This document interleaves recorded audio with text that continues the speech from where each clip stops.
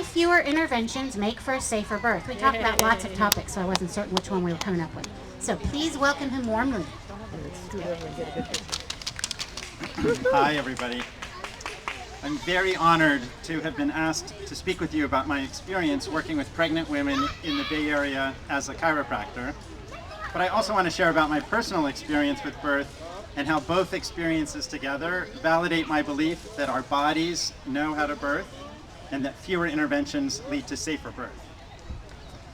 I was born at home in San Francisco in 1970. My mother had had a previous birth in a hospital, and let's just say, did not enjoy it. It ended up being a power struggle between her and her doctor, and left her feeling very traumatized. She had a sense that the experience of birth could be something more, could not only be empowering for her, but could also bring our family together. So my mom decided to give birth to me at home in the family bed with the lights turned down low and my father there to catch me. I've seen the film footage of this remarkable moment, and my mom appears to be completely calm and trusting throughout the entire process. So growing up with that vision in my mind about how birth occurs, I had the impression that birth was intense but not unbearable, and it's something that occurs naturally without assistance. So when I learned that our culture is filled with images from hospital births, they stood out to me as different, as aberrant from what I considered natural or normal. The high energy, bright lights, screaming by the mom, screaming at the mom, all seemed like foreign concepts to me. Why does it have to be that way? Well, it doesn't.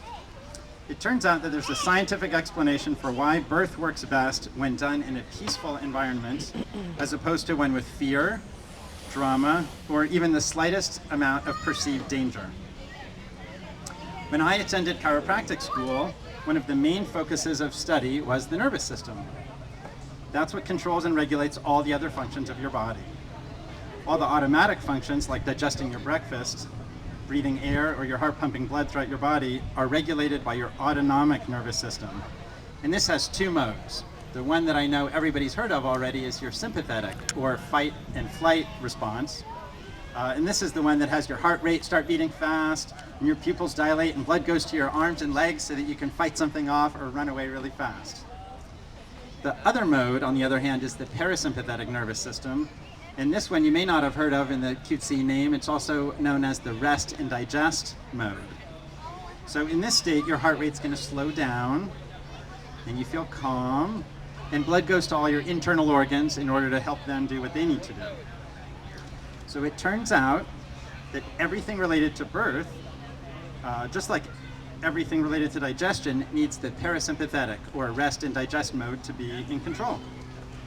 So to really have an easy time relating to this, I want to give some examples from the realm we can all relate to, which is digestion.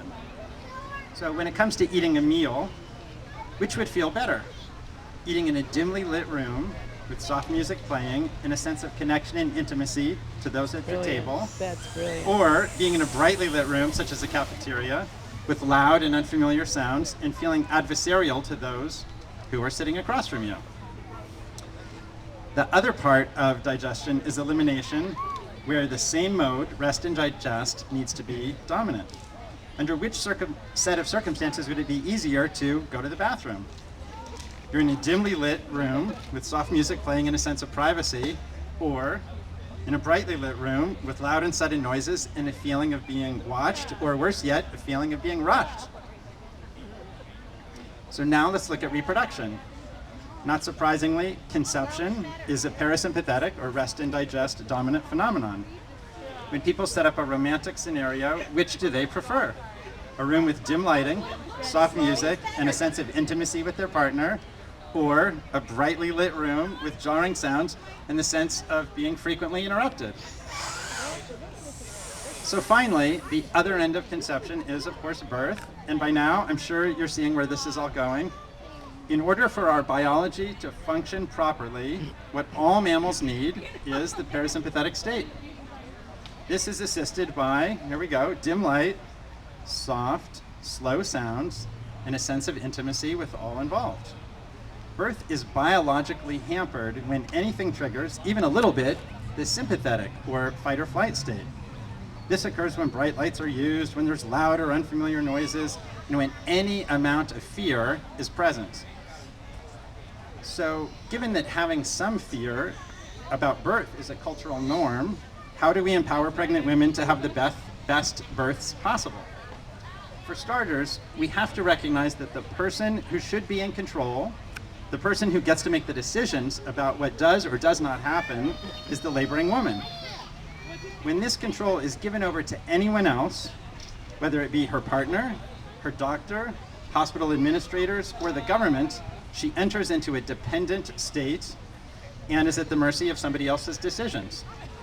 From here, her fear all too often increases and her body's normal processes shut down.